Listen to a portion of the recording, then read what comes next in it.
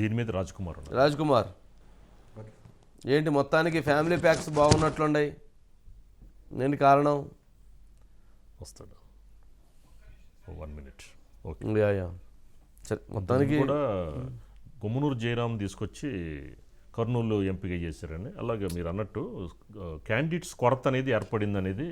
Candidates అంటే equation, అంటే ఏం ఈక్వేషన్ చూస్తున్నారు తెలవట్లేదు కానీ బట్ లీడర్షిప్ని అయితే పోగొట్టుకుంటున్నారు. లీడర్షిప్ని పోగొట్టుకోవటం అనేటువంటిది అది ఇంతకు గురుమూర్తి తిరుపతి ఎంపీని తీసుకెళ్లి సచివేడ్ ఎమ్మెల్యేగా వేశారని, అక్కడ ఎమ్మెల్యేని తీసుకొచ్చి ఇక్కడ ఎంపీగా వేయడం. సరే ఒక దగ్గర అంటే ఇప్పుడు అక్కడ ఉన్న క్యాండిడేట్ ఇబ్బంది, ఇక్కడ ఉన్న క్యాండిడేట్కి ఇబ్బంది, అదే ఇద్దరికి ఇబ్బంది. ఏంటి రాజ్కుమార్ వస్తున్నారు సార్ ఏంటి రాజ్కుమార్ మొత్తానికి ఏంటి చేంజెస్?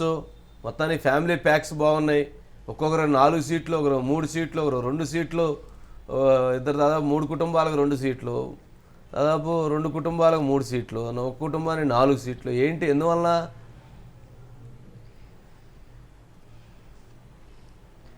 అంటే సార్ ఇప్పటికే రాష్ట్ర వ్యాప్తంగా 175 నియోజకవర్గాల్లో కూడా దాదాపుగా 110 నుంచి 125 స్థానాల్లో మారుస్తున్నారని చెప్పి నిన్న ఒక అధికారికంగా మనకి తెలిసినటువంటి సమాచారం సార్. ఇప్పటికే 59 మందిని అధికారికంగా మార్చారు సార్. ఇక రేపు దాదాపుగా 62 మందిని ఇంకా కూడా మార్చాల్సినటువంటి అవసరం ఉందని చెప్పి మనకి సమాచారం అందుతుంది సార్. ఇంకా 62 స్థానాలు అంటే ఇప్పటికీ మీరు చెప్పినట్టుగా ఏదైతే ఒక 2 ఫ్యామిలీస్కి ఎక్కువగా ప్రాధాన్యత ఇచ్చినట్టు మనకు కనపడతాం సార్. మొదటగా ఆదిమూలపు సురేష్ గారు, అదేవిధంగా బొత్స సత్యనారాయణ గారు, ఇరు నేతలు కూడా ఇప్పుడు ప్రభుత్వంలో చాలా కీలకమైనటువంటి నేతలుగా వ్యవహరిస్తూ ఉన్నారు సార్.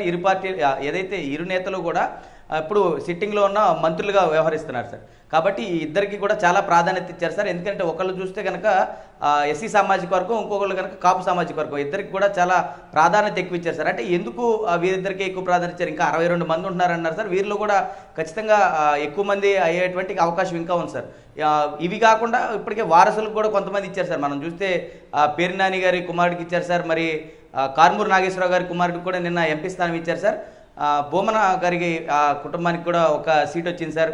అదేవిధంగా కనుక మనం చూస్తే ఇంకా చెవిరెడ్డి భాస్కర్ రెడ్డి గారి కుమారుడికి కూడా సీట్ ఇచ్చారు సార్. ఇట్లా కనుక చూస్తే ఈ సామాజిక సమీకరణాలు దృష్టిలో పెట్టుకుని చేస్తున్నామంటున్నారు. కానీ ఎవరైతే ఇప్పుడు పార్టీ ఏదైతే మార్పులు చేర్పులు చేస్తున్నటువంటి ఈ తరుణంలో ఈ మార్పులు ఎంతవరకు పనిచేస్తాయి అంటే ఎవరైతే సీనియర్ నేతలందరినీ కూడా పక్కన పెట్టి వారి కుమారులకి, వారి బంధువులకి, వారి బంధువర్గానికి ఎందుకు కేటాయిస్తున్నారు? ఇప్పటికీ ఆశావాహులు పెద్ద ఎత్తున వైఎస్ఆర్ కాంగ్రెస్ పార్టీలో పెరిగి నిరుత్సాహపడి పార్టీని కూడా వీడేటువంటి ఈ క్రమంలో ఎందుకని ఈ ఒక వైఖరినే సీఎం గారు ఎందుకు ఈ విధంగా వ్యవహరిస్తున్నారని చెప్పి అనుకోవచ్చు. పార్టీ నేతల్లో కూడా ఒక కన్ఫ్యూజన్ నెలకొంది సార్. ఎందుకంటే మేము పార్టీకి చాలా లాయల్గా పనిచేస్తున్నాం ఎప్పటి నుంచో అంటే 2014లో సాక్రిఫైస్ చేసిన వాళ్ళు ఉన్నారు సార్, 2019లో కూడా సాక్రిఫైస్ చేసిన వాళ్ళు ఉన్నారు సార్.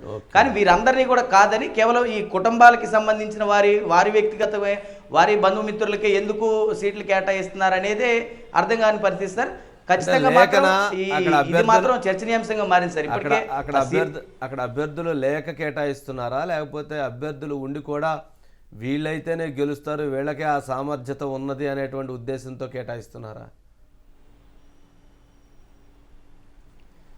సార్ ఇప్పుడు మీరు రేజ్ చేసిన పాయింట్ సార్, ఖచ్చితంగా అక్కడ అన్ని చోట్ల ఏదైతే మొన్న ఎవరైతే సజ్జల రామకృష్ణారెడ్డి గారు ఒక మాట చెప్పారు సార్, వైఎస్ఆర్ కాంగ్రెస్ పార్టీలో పోటీ చేయడానికి అభ్యర్థులందరూ కూడా ఎగబడుతున్నారని చెప్పి ఆయన కామెంట్ చేశారు సార్. క్యాంప్ కార్యాలయం నుంచి ఈ మంత్రాలన్నీ జరుగుతున్నటువంటి నేపథ్యంలో బయటకు వచ్చి ఒకరోజు ఈ కామెంట్ చేశారు సార్. ఆ తర్వాత రోజు సుబ్బారెడ్డి గారు ఏమన్నారంటే మాకు ఈ పార్టీలో ఎవరైతే ఎమ్మెల్యేల పరిస్థితి బాగోలేదో అక్కడ మారుస్తూ ఉన్నారు సార్. అంటే ఈ వేరియేషన్ కనుక చూస్తే సజ్జల గారేమో ఆ పార్టీలో మాకు ఎవరైతే పోటీ చేయడానికి ఆశావాహులు ఎక్కువ ఉన్నారు, ఇక్కడ చూస్తే సుబ్బారెడ్డి గారేమో ఈ వ్యాఖ్యలు చేశారు సార్. కానీ మనకు అందుతున్న సమాచారం అన్ని నియోజకవర్గాల్లో వైఎస్ఆర్ కాంగ్రెస్ పార్టీ తరఫున పోటీ చేయడానికి అభ్యర్థులు ఉన్నా సరే ఎవరైతే సీనియర్ నేతలు ఉన్నారో వీళ్ళు వెళ్ళిపోతే ఆ సామాజిక వర్గానికి న్యాయం చేయలేమేమో, అక్కడ ఆ పార్టీ గ్రాఫ్ కూడా వీరి మీద ఎక్కువ దెబ్బతింది. మనం బొత్స సత్యనారాయణ గారిని కనుక పరిశీలిస్తారు, ఆయన చాలా సీనియర్ నేతగా ఉన్నారు.